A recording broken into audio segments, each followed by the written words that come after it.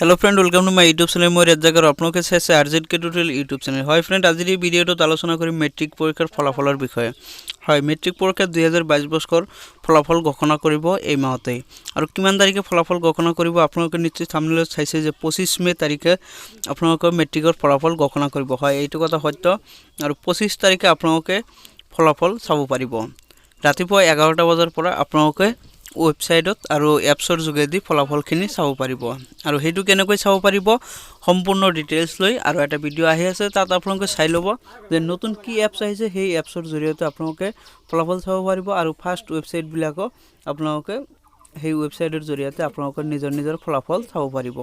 তো আজিৰ ভিডিওত এইখিনি ইনফৰমেশন আছিল যে কেতিয়া দিব আৰু সঠিক ডেটটো মানে জনাই দিলো যে 25 মে তাৰিখে আপোনালোকৰ ফলাফল ঘোষণা কৰা হ'ব।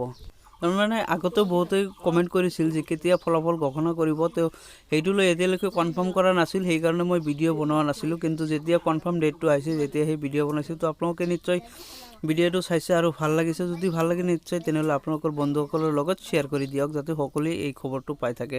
তো ফ্ৰেন্ড, আজিলৈ ভিডিও ইমানেই। যদি ভাল লাগিছে লাইক কৰিব আৰু শেয়াৰ কৰিব।